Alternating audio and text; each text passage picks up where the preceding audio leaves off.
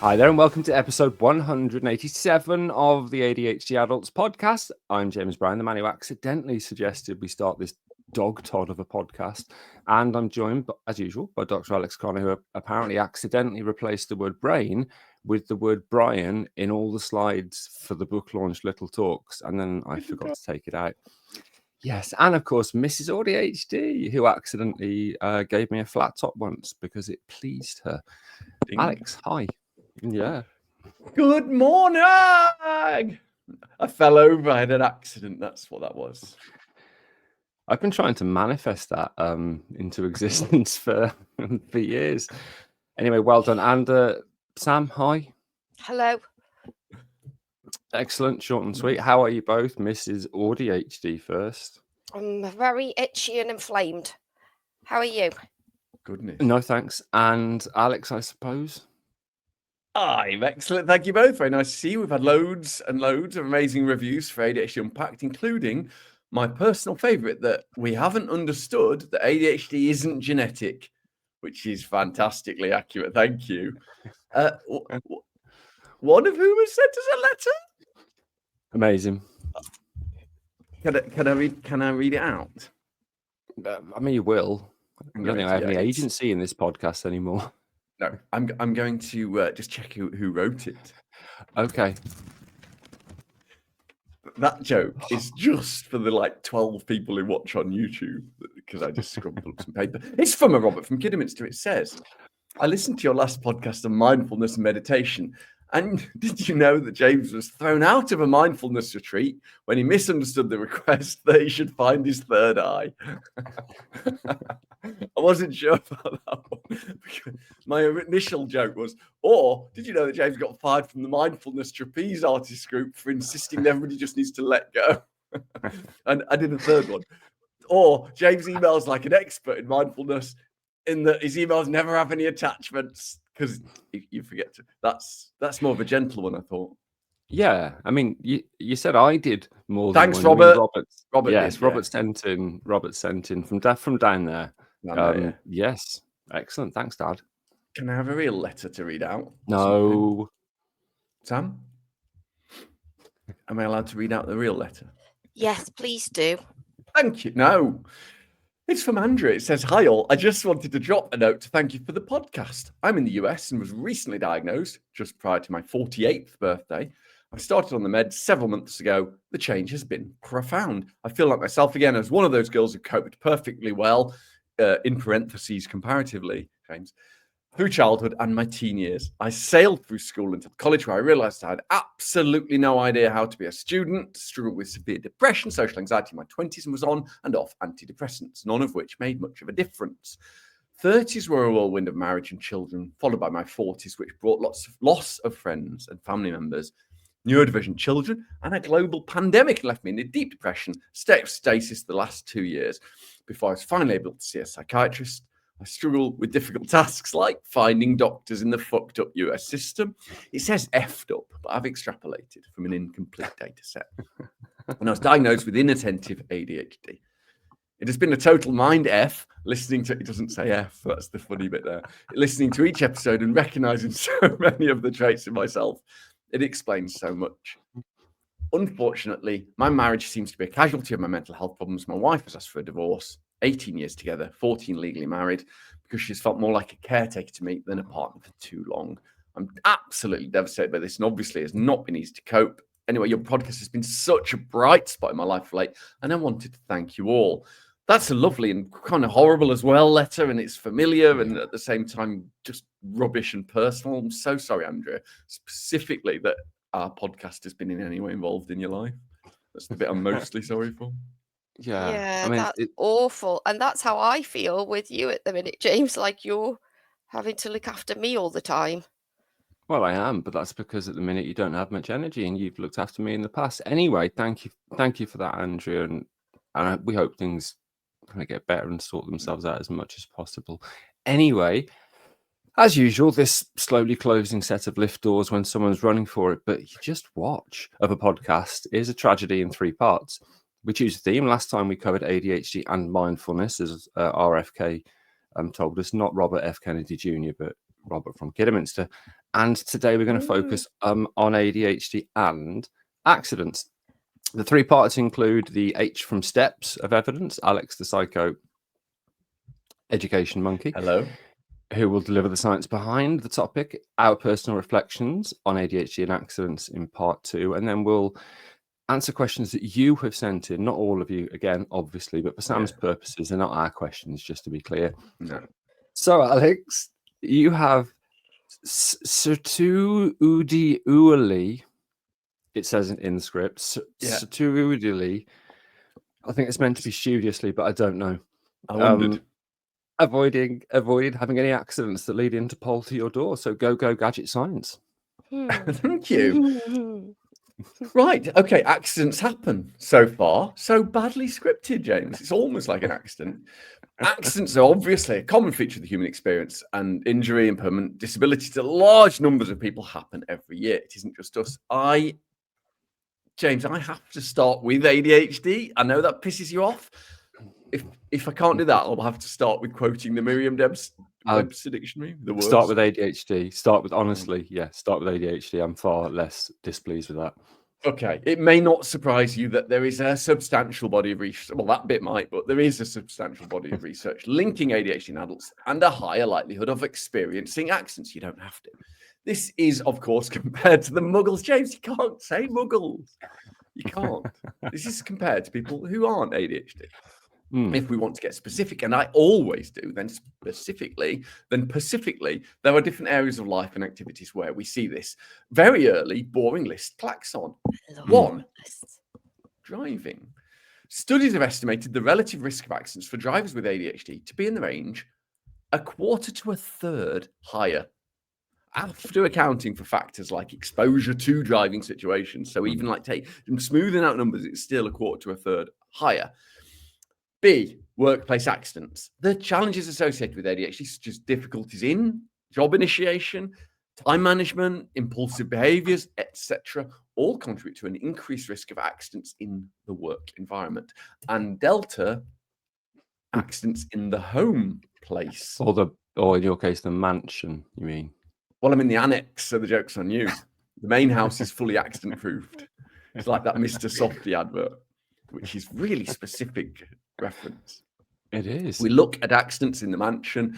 Research shows that adults with ADHD are more likely to have accidents and injuries at home. Probably not a surprise to anyone if you've ever tried with ADHD to cook something or clean something or answer a text at the same time that you've just forgotten what a knife is for. Every one of us has lost concentration, and so obviously it leads to accidents. Minor injuries, quick trip to the emergency department, all the way up to more serious ones that require a proper stay. Unfortunately, this helpful and delightful superpower doesn't ease off with age. So it's not a phase of childhood, it is a lifestyle choice. Okay. So I love the addition to that. So we're more likely to have accidents in the travelling coffin while straining people's necks in the Batcave, which is both work and home life, obviously. But why, Alex? Why? The Batcave? You're not a Batman, you're a Dracula. I know, I got confused. He's Batman and Dracula. I've never really thought about it. Very inch, you know. He's only a fucking Dracula. Didn't bats bite him? Is that how he became radioactive? Is that what happened? Yeah, I think so, because that's like what happened. Catwoman. And the bat licked his wounds. The bats licked his wounds and he became Dracula. Yeah, I think that is. I mean, I haven't seen it. It's not exactly how Bram Stoker wrote it, I know. Oh, that's fantastic. It's not how Bram Stoker wrote it. And if he had, that was 187 of the 80. We cannot top Bram Stoker. I'm glad you asked, James. I've no fucking idea what you asked. Many reasons, it says here. And of course, I need to literally read the script again to find out what you asked. Is that why we have accidents? Yeah, Robert fuck knows. Yeah, it depends on the environment, what you're in, and it depends whether you're a person or a Dracula or a Batman. I've got a boring list of why, though. A, obviously inattention and distractibility. If you're not focused and you get derailed by anything, passing squirrel, intrusive thought about whether penguins have knees. Oh, you fucker. Oh, hang on, I'm off to Google. The inattention, distractibility increases the risk of making mistakes. Driving, working, trying to microwave something without setting off the smoke alarm. ADHD makes it all a bit more adventurous. 2, impulsiveness. Acting before thinking. If we make snappy decisions, and having all the impulse control of a toddler in a fireworks shop tends to lead to riskier behavior. This might show up as speeding, dodgy maneuvers while driving, cutting your own hair at 2 a.m. Because how hard can it be? Very hot, really difficult. Also, ding. Oh, there's no number for this. 2B, executive dysfunction. If you're planning stuff and organizing stuff and you're trying to do time management and your working memory messes up and all of that goes on strike, accidents happen. Oh, squeaky. So if you don't pay attention or you forget the formation of the admin of safety procedures when you're at work, especially if you're mouth pipetting radioactive iodine while pretending to do a PhD at the University of Wolverhampton, I mean, looking at Earl in particular, James, and presumably that was from those bats that are also famously radioactive. That's what made me a Dracula. It's just emotional dysregulation as well, if you want to see. If your emotions are on shuffle mode, unconnected to stimulus, 1 minute you're fine, the next you're flipping off a traffic cone because it looked at you funny. If we have poor emotional regulation, it can lead to poor decisions. My mum called me a bit intense last night when I was a child. She said, I was a bit worried, a bit intense. I tried to explain emotional distractions. And yeah, I thought it was a good sentence. A bit intense. Yeah, and it can lead to poor decisions. If I watch my brother, I won't name him, but Jules specifically, play mini golf, when he's gone, he will smack it so hard he'll hit it 300 yards. Just gone. But put him in an accident situation, amazing, calm as a cucumber. But obviously you can't give other people's stories out personally, so that was Jules. Imagine what you can do, how much of an accident you can have with a paper jam in a printer or the existence of any other human. And D, positive bias. Positive illusory bias, really. There is research that suggests relatively strongly, I think, that we tend to have a positive bias. You know how we think that we know what someone's going to think before they get to the end of the sentence? We don't actually know. We think we know what they're getting at, and we're often, what's the other word? The word that isn't correct. With that. Well, incorrect. We're incorrect. So we're wrong. We're wrong. The superpower narrative is often a positive illusory bias. I was really proud when I said incorrect. Because you got the right answer. Is it incorrect? Thank you both. They're loud. So we also overestimate our abilities in, domains like driving. If we might genuinely believe we're excellent drivers, despite having the reaction time of a sleepy cat. We think we've got a really fast reaction time because we get distracted easily, and the judgment of a reality TV contestant doing celebrity ski jump. As James likes to claim, there is zero evidence that he coined this term. ADHD symptoms tend to stack up like a pound shop Jenga tower, but it's poor impulse control instead of poorly made oblongs. Also, stacking up distraction, questionable decisions, rather than, let's say, showing up on time like a polite dinner guest would, like I would, James. Yeah, no one would invite you, though. What about meds, if you can get them? Do they help with accidents? Yes. Can you expand? We're paying you by the word for this. Well, can he not shut up, Sam? What's up with him? Hanging on. Well, researchers looked. If you just heard that bit, you'd think I was just the worst bully, which I am. Researchers looked pretty thoroughly at whether ADHD meds can reduce accident risk in adults. And when you look at the data, they're probably, yes, they can.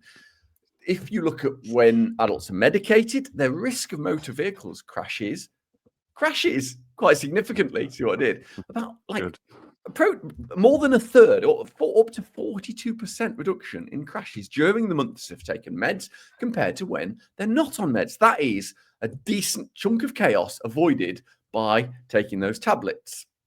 In fact, one estimate suggests that up to a fifth, maybe even slightly more than a fifth of crashes due to adults with ADHD could probably be avoided with consistent medication. To be fair, though, if we're capable of doing that consistently, we probably wouldn't be in the first place. Very addictive, the meds we keep forgetting to take. More generally, methylphenidate, the Ritalin one, and atomoxetine, which is the non-stimulant one that's kind of poor evidence for its support, do seem to offer a particularly protective effect against general injuries in adults with ADHD. Put some science balance on it. There are studies that have shown the impact of medication on accident rates in women isn't always reaching statistical significance. So there might just be some gender differences in how medication affects risk or how our ADHD symptoms affect the likelihood of accidents. It might be that women are better at hiding their injuries out of... No, you changed it. Out of sheer spite. James has made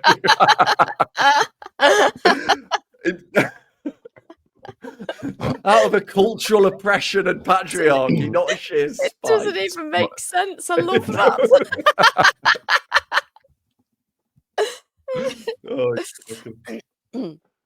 Making me say women do things out of spite. Yeah, just to get it. I mean, I don't know what happened there. I think that was a perfectly appropriate context to place this in. But Alex, what about dyspraxia, or as it is now known, developmental coordination disorder, or DCD? It coexists. It says a lit with ADHD. A lit of us have it. Excellent question, Sam asked. While ADHD is mostly known for its top 10 hits, attentional problems, impulsivity, and so on, many people with ADHD also experience motor coordination problems. That's movement, not like coordinating your motor, which I like very much.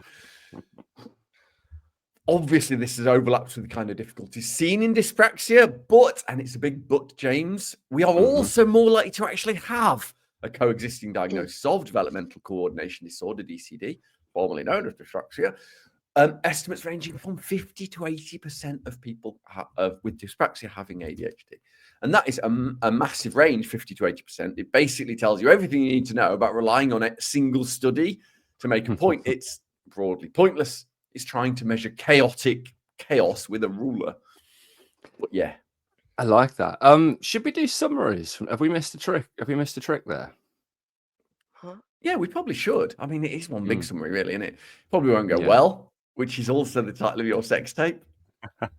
Here you go. It's little and it won't go well. In sum, research overwhelmingly indicates that adults with ADHD face a significantly higher risk of accidents across various settings, including traffic, workplace, and home.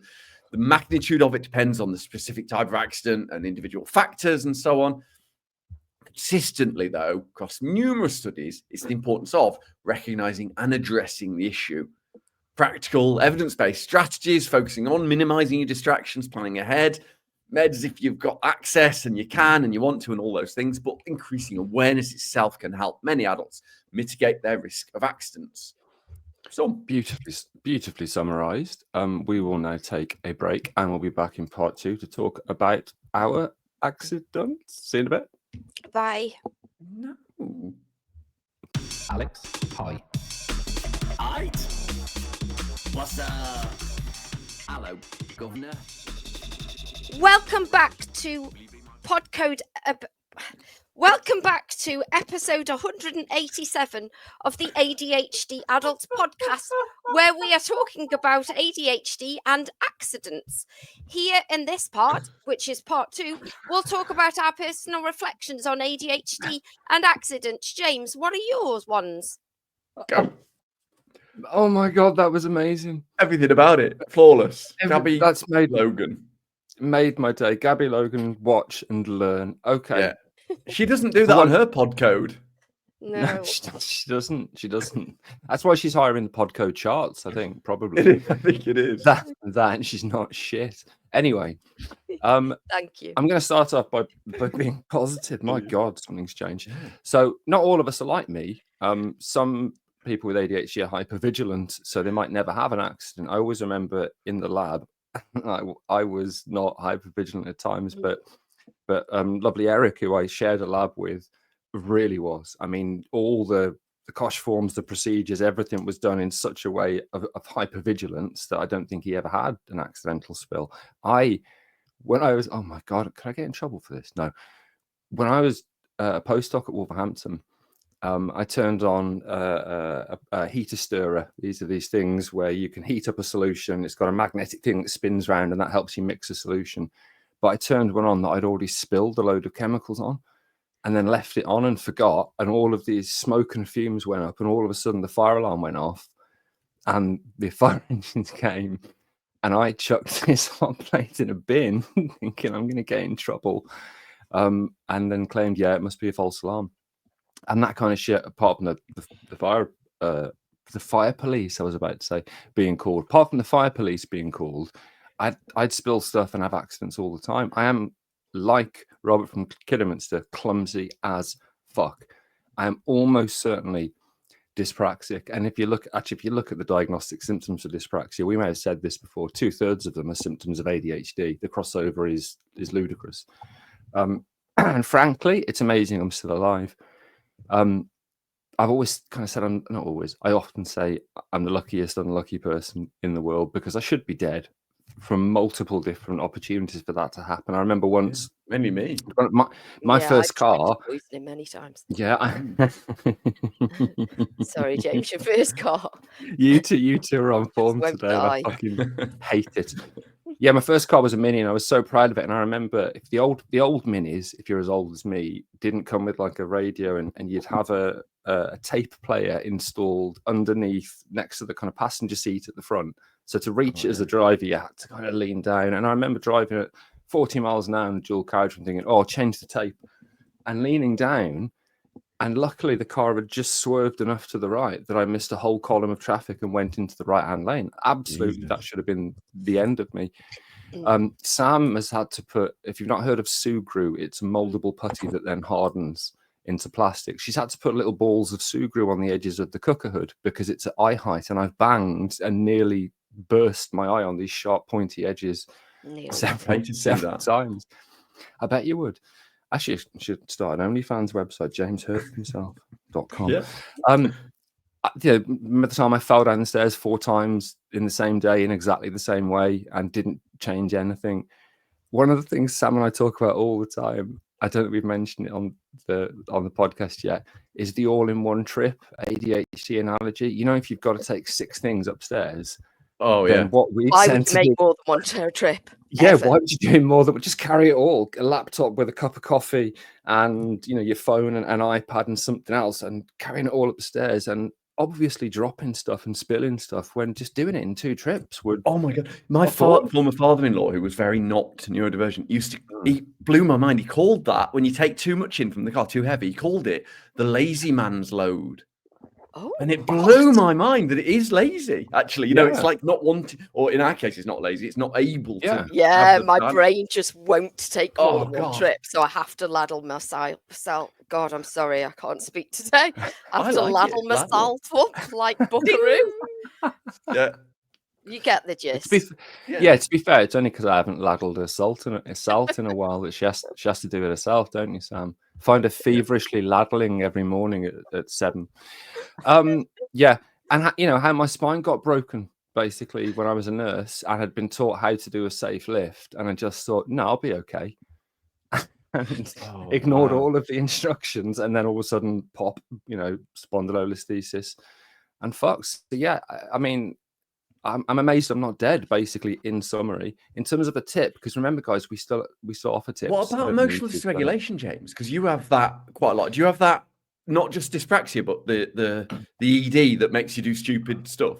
Because that, I mean, yes, but not often stupid stuff that puts me at risk, more other people. So when I get emotional dysregulation, so this week, for example, when Sam and I went down to Salisbury and we were exhausted, and we'd forgotten a couple of things, and I was in a bad place because of all the financial stuff. Sunday night I'd sat there in tears, like, I can't see a way through this, and actually things are kind of better now, largely thanks to our wonderful. Changed, just no, it has. Feel better, yeah. I'm not going to mention anyone's name until it's gone, but I'm put it on Instagram. I'm selling my favorite guitar, and the love that we've received from people, like multiple people saying, "Listen, mate, I'll buy it, and just keep it for you, and then if you ever want to buy it back in the future," and it's so lovely. And with that, and I've had those messages about it on your behalf. Oh, have you? Yeah, I will tell that's you genuinely later. lovely. Yeah. So anyway, we were in a really kind of like low mood anyway, and then a couple of things we forgot to take down, and I then turned into the Incredible Sulk, and I wanted to throw things. So when I get emotional dysregulation about stuff, it's more that I'm going to smash something, which could injure myself, for example. The only other thing that's I think worth mentioning is obviously we have a lot of coexisting conditions. In my case, all of them, including bipolar. And the last time I had a hypomanic episode was the first time I headbutted a wall because of it. And therefore some accidents or some injuries might also be due to some of the coexisting conditions that we might have. And getting back to my tip, which you so rudely interrupted, Alex. Sorry. Ding. Yeah, I suppose, I mean, it depends on the environment, but for driving, trying to minimize distractions as much as possible. I think it's probably valid for most environments. I know that's difficult when you're distracted by everything, but that's what I would say is my reflection and a tip. What about you, Sam? Yeah, I'm really well. We know that I'm really, really clumsy. I've had so many car accidents. My first car that I had, which I really loved, when you were talking about getting a tape off the floor, that's exactly what I was doing. So I was getting a tape off the floor, and as I bent down to get it, the wheel came with me, and I knocked over a lamppost and a wall and ended up upside down, hanging from the inside of the car. And somebody took me out of the car and took me all the way down to their house.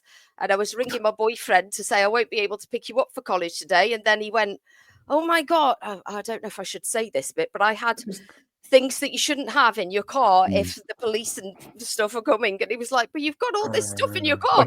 What are we going to do? And I was going, oh my God. And he's going, it's fine. It'll be fine. And luckily I knew the fire engine man that came. Ambulance man that came, and the ambulance police. The ambulance police came, and the accident pigs. He's hooked me up to lots of machines and said, anyway, it worked out in the end, but my car was very, very smashed up. And then I worked at another place, and this poor man, he did so much for me because, anyway, I won't go into all of that, but he gave me his Luton van to drive because I didn't have a car, and I was driving it along with all the windows in the back, and I just got distracted talking to somebody while I was driving and clipped the curb, and it just ran over somebody's wall, and I was going towards them, and then we got back and realized I wasn't insured on that van. I should never have been driving it, but I never even looked at that. James's car I nearly wrote off because I was looking at some builders. When I worked at a chip shop, I was looking at something else and just scraped all the way down somebody's customer's car, and he really wasn't happy at all. When I was little, I was round at this boy's house, and the parents came back, and instead of just running out the door, I jumped out of the flat window, and I was on the 5th floor, and I didn't bend my legs until after I landed, and so hurt myself a lot. And I was supposed to take my brother swimming, and my mum wasn't happy at all. I'm always tripping over my feet because they're so big, and I'm not very good at eating or drinking. My throat just doesn't, and my mouth doesn't work out whether I'm drinking or breathing sometimes. And so I get food and drinks all over myself. I have a bib actually, which I wear to help me with that. Every carpet in this house I have dropped something on or burnt or done something with. When I was a waitress, I've dropped entire trays of drinks all over people. When I was cabin crew, I dropped scalding hot coffee over somebody's cock. When I did, I had to get him a burn shield, and he wasn't happy at all. He did have trousers on. It wasn't directly onto his cock. But like you, I always have to have one trip, and I always think it'll be Oh. different this When you- time. I'll ladle myself up like a buckaroo and think, no, it'll be different this time. I won't drop everything and smash everything this time. It'll be different. I always Ladle. think it will be different, always. And when I'm doing pole and aerial, I'm just not very good. Well, when I did, I haven't done it for fucking Ding. ages and maybe never Mhm. again. But I'd be right up in the air and my instructor would say, oh, just take your band and put it round. No, not that side, as I just drop out of the air, luckily onto mats. And I get overwhelmed sometimes if I having a meltdown or emotionally dysregulated, and I can smash lots of stuff, even stuff that's really precious to me, and then it can make me cry a lot. There's probably lots of other stuff, but Alex, it's probably time for you. Sorry, James, were you going to say something? Yeah, just two really quick points. One, when you said not like you, James, about that spilling coffee on the man's cock, when you said it wasn't out, didn't do it directly, not like you, James. I wondered what aspects of that you meant. Like, have I got my Yeah. cock out all the time? Have you spilt coffee I directly might on have one? spilt over from buckaroo into coffee, because when Right. I meant, like you, I have to do everything in one trip. My brain refuses to let me Got do you. more than one trip. So that Got was you. buckaroo, not And this, coffee. yeah. Makes And the second sense. thing is when you mentioned James's car, yes, you crashed the white one, but you've also driven the new one so that the passenger handle is cracked because you hit a post when you were turning, didn't you? I know, yeah, and I've done things before, like I'm driving towards a bollard thinking I'm going to hit that, but I don't put my foot on the brake. I just, like Homer Simpson, I Freeze. literally just carry on. Oh, God, I'm going to hit a bollard. Well, what can I do? I'm just genuinely do it. concerned that the DVLA might be listening. Do you know All what, in the though? past. I haven't had I don't think we've got any genuine wood in here, but I haven't had an accident in quite some time. So the Yeah, meds I mean, might help, almost I as if don't the know. medication helps. But Who I would have should thought? hide that because I'm a woman. That's what you said, wasn't it? Just to be stubborn, yeah. Because it's spite. Yeah. Yes. Wow. Go, Alex.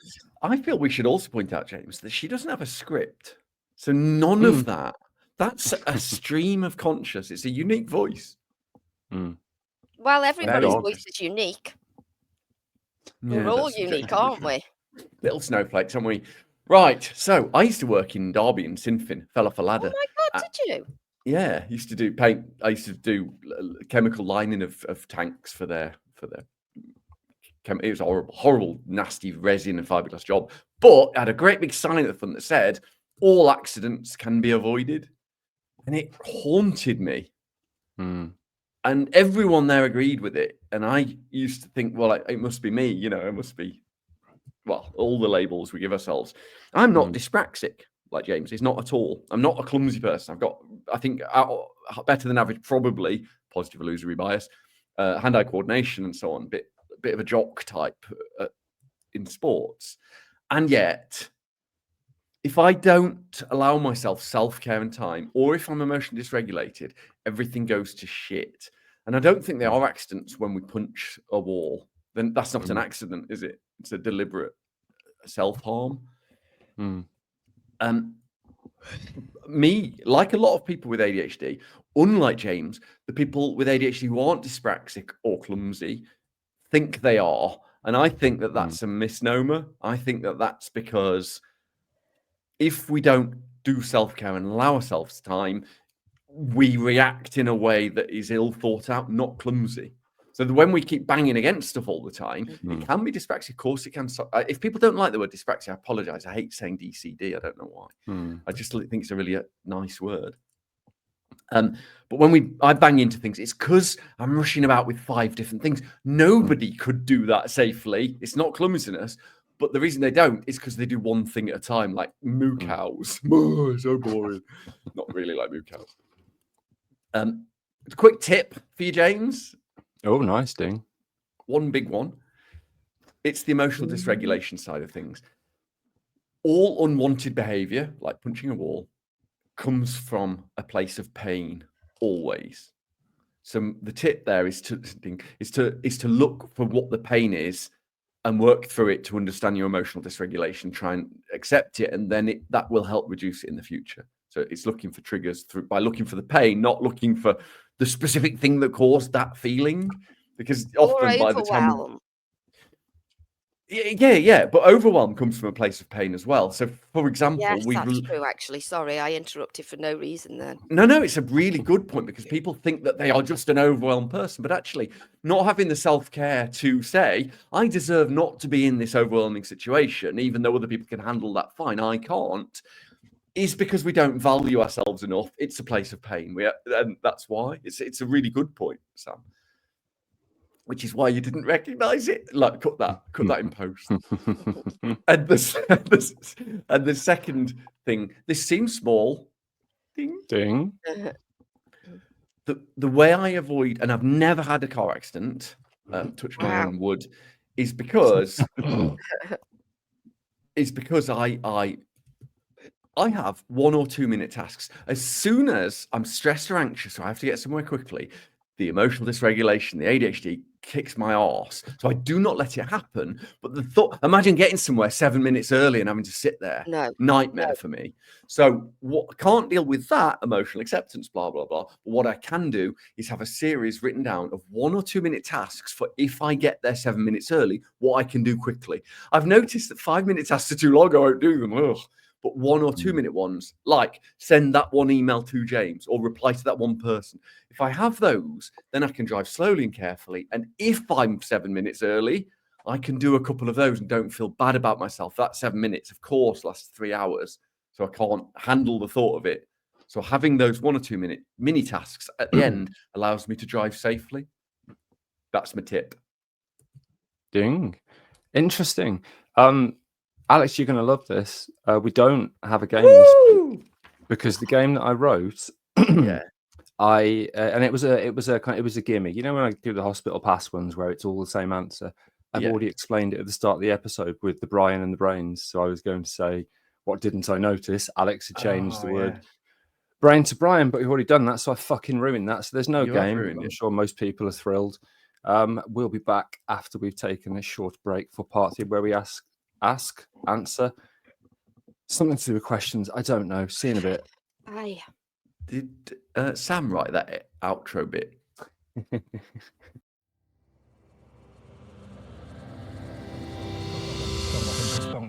Welcome back to episode 187 of the ADHD Adults Podcode.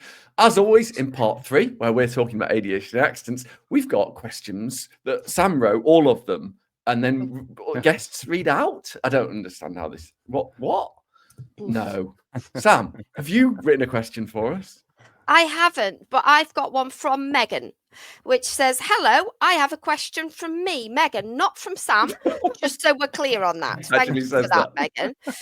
I keep hearing that you shouldn't have vitamin C with ADHD meds. Oh my goodness, I've just started taking this along with 50,000 other supplements to try and help me out of this mess.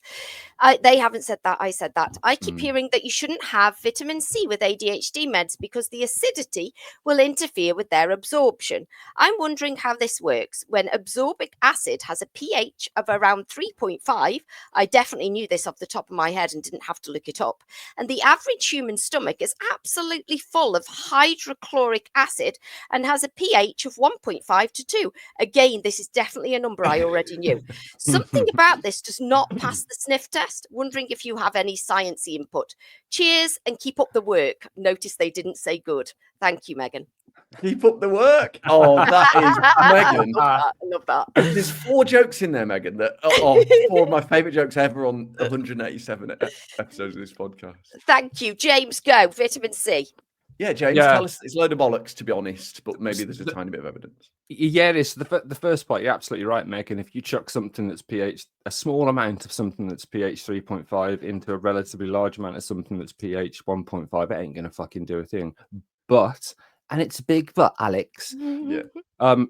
Most of us, many of us who can get meds, take slow release versions, and some of them have pH sensitive coatings. So to get through the stomach, for example, a bit like ibuprofen does, that has a sugar coating to get through the stomach so it doesn't get digested and then it can be absorbed in the intestine, which isn't acidic, is more alkaline to neutralize the stomach from the acid. So technically, if your small intestine after the stomach is a bit more acidic, that can have an impact on how those slow release medications are broken down and then absorbed. But realistically, probably not a big effect for most people. It might have an impact for some, and you don't have to take them at the same time as well. If you I are was just about to having, say. if you're having fruit juice that's got vitamin C in or is acidic, if you're taking a supplement, etc., you can do it at a different time to meds. It's weird. It's got into culture though. If you look on Attitude and a lot of the populist type things, they say, "Oh, you can't have grapefruit juice; it will stop." But the evidence is so weak, and there's so Grapefruit- I've looked. Yeah, go on. Grapefruit juice is different. That's CYP450, because grapefruit juice is metabolized by CYP450, which metabolizes lots of medications. If you take grapefruit juice, your liver will be metabolizing the compounds in the grapefruit juice and not the medication, so it can impact on how long they stay in the system, for example. Except that when they looked, I don't think it was true about ADHD meds in grapefruit really? juice. Yeah, I think it's one of those They things. do have that in the thing, don't they? In It's your, the Yeah, FDA it's being true. overly careful. the thing. It's true for lots of other meds, which is I assume what you were on about. But yeah, I didn't know that. Yeah, it's a bit of Right. a because it's a Yeah. Have you got a Okay. question for us, Alex? What? Yes, I have. It's from Rosie. It says, "What is the evidence around medication holidays?" This is very science heavy, aren't they? These are good questions. I like the idea of being able to pick and choose when to take it, and my prescriber says stimulants don't stay in the body for long, so taking days off is fine. Or is there any research to support or oppose using medication to suit you rather than every day? James, go. No, I'm gonna pass it back to you because I know that you've been recently interested in this. Is that a fair thing to say? Yeah, I got hyper focused on it because the NICE guidelines are really long and there's loads of tables, and every single one of the table with evidence for every single person, whether it's a medication holiday or complete withdrawal from meds, whether it's children, adolescents, or adults, every single one of them says the quality of this research is low or poor. So that's the take-home message. But what they don't say, either NICE or this poor quality evidence, what they don't say is that it is terribly damaging. But of course, there's nothing obvious. You don't go purple and die. Obviously, the symptoms come back. That's a big issue. That's perhaps not surprising. What surprised me a little bit, but didn't, because I do take medication holidays. We can't advise you to not just listen to your medical professional. That's the only advice we can give. We can refer to the evidence, which is poor, which says there aren't many. There's no evidence in support of serious negative effects of it in the poor quality research. That's the only thing we can say officially. And with your doctor, there's no evidence saying that's a terrible idea either. And some people think that it can. Some of the evidence suggests that it can, reduce your sort of tolerance, and that's what my personal reflections are. That sometimes I get a bit overwhelmed by taking them every day, and a couple of days holiday can really help me. But I'm a fucking hot mess in those 2 days. You're not hot. I'm just cold mess. I looked this up because I took a medication holiday for 2 days, and I was so bad that I thought I was having withdrawal. And then other people asked me the same thing, and I thought, you know what? I don't think I am. I think I've just forgotten how bad it was. And that's the problem with the research. Is this what I was always like before? More likely. Some people say it can make them a bit overly tired. Some people say they sleep more. But of course, it's a stimulant, so it might just be that you would have done that previously. It's really, really hard to tell from the evidence. Sam, have you got any what are your perspectives on it? Yeah, because I do take medication holidays sometimes, and particularly while I've not been able to do anything, I came off them for a while and then went back on them and then came off them because I'm just trying everything to make myself better. The only thing I would say, and obviously it's really personal, so this is just my personal reflections, I have side effects when so I'm on 70 milligrams of Lisdex. So for each increase with me, I had side effects, lots of tics, and dry mouth, that kind of thing. So when I take a medication holiday, I have to make sure that I titrate back up. So I will start one day with 20 milligrams and work my way back up. Otherwise, if I go straight back up to 70 milligrams, I'll be ticking and really, really frustrated with myself. So I have to manage going back on it really, really carefully. And also another thing I would say is a lot of people, if they stop taking the meds for a significant amount of time and are not picking up their prescriptions, it can be really difficult then, because if you haven't had meds for a while, you'll have to go back and be re-titrated, and that can take years and years to get back on the list. So if you're going to have a holiday, maybe still keep picking up your prescription so you don't get kicked off. We definitely can't advise people to continue to keep... Cut that bit out. But you know what I mean? Or at least pay... I'm sorry, my brain doesn't work very well, but think about the implications of not picking up your prescription. It's a really tricky one, because as an advocate for people, if it was my son, I would say, fucking go and get them, and, you know, don't lose your prescription. And we can't do that because we get sued. And yet, you know, fuck it, because we are stigmatized and abused. If I was taking 3 months off, which I would never do, but if I was, I would pick them up. I don't care what the law says, because I'd be too frightened. I'm going to be in trouble for that, I think. But, I mean, I already said it first, so you're fine. Yeah, it's awful. It's awful. So if you both get arrested, it'll just be me on the podcast, which would be amazing. We wouldn't have any listeners, but my life would be a lot easier. Anyway, do you think I have an opinion on this? I know in part 3, generally, I don't fucking say anything, and you two just have a conversation. I'd like to know your opinion, James. People will definitely point out that I asked you to take this one, and you said no. Yeah, okay. One time that happened. I forgot that. What I would say, just quickly, 2 things. One, we've talked about this before. If you look at when COVID hit, the massive uptick in research into every single aspect of COVID, whether these weird supplement drugs that Donald Trump said he was taking, chloroquine, etc., whether that could treat it, through to long COVID. When there's a need, researchers and research groups jump on something, and it still really fucks me off that during the medication crisis, which is largely still ongoing, in some areas for some medications, when hundreds of thousands of people couldn't get medication, that not one fucking research group thought, oh, here's an opportunity. Yeah, let's look at those people who had medication till last month and now can't get it, and let's measure some stuff. No one fucking thought of it or did that, which is really frustrating, including me, but I can't get ethics because I'm a pretend professor. And the second thing is, I have wanted to take medication holidays in the past, and at the minute I can't because of my exhaustion / lightly fingering burnout, because if I don't take my meds, I can't move, and I have to set an alarm for 5:30 to take my 50 milligrams starting dose, so that by the time I get out of bed at 6:30, I can actually get out of bed. And for a lot of people at the minute, and so many of us are in burnout, and there's the stimulants mask that exhaustion for so many people. When you take a break, all of a sudden it's, I've got no energy, I can't do anything. And those were my 2 bits. People who can't take meds have got some really good shared stories on our Discord or wherever you talk to other people with ADHD. So if you are taking a med holiday or you can't take meds, ask our community for their things they do that aren't meds, because there's loads of us that can't or won't take them for lots of reasons. James, do you have a question for us? Well done, Sam. You were the podcast pig then. You kept us moving along. That's brilliant. Okay, this is from Jack, and I know this is one that Alex actually will be able to answer. What's the difference between saying I am ADHD versus I have ADHD?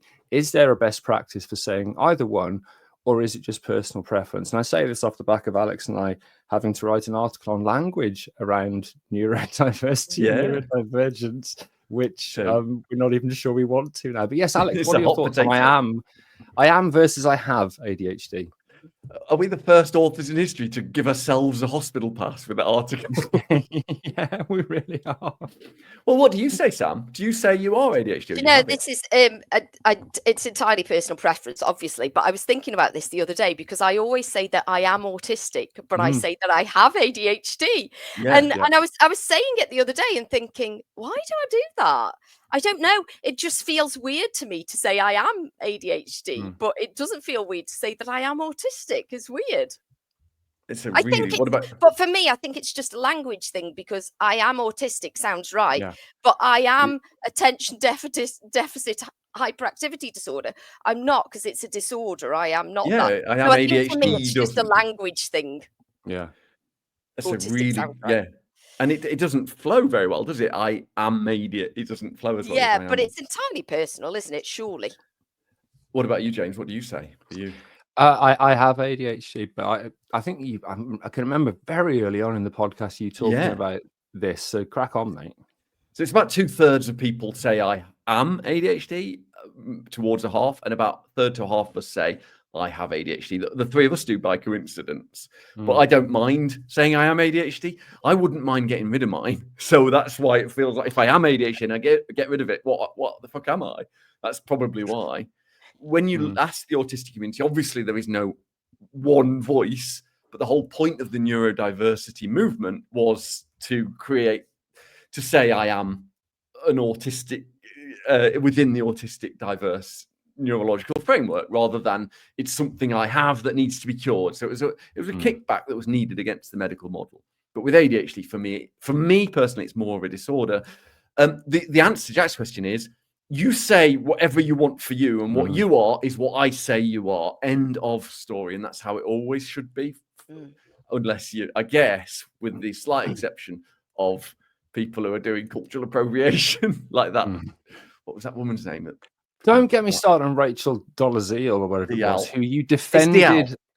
Oh DL, God, is we it? used to I argue always with this wondered, so much because you Yeah, we thought she did. was right. I wasn't defending it. I was asking I you know. how is that not self-identification? But then I ask questions that are really Mr. Spocky because I'm a bit like that. And then I realize I've offended everybody because I'm interested in semantics, and that I get into trouble all the time. You once messaged me when I misused semantics, saying you don't know what either you don't know what the word semantics is. I wrote because I planned it. It doesn't mean what you think it does. Yeah, that's it. That's it. Fucking brilliant. If you call someone else ADHD and you don't know what they say for themselves, I would just be supernaturally careful.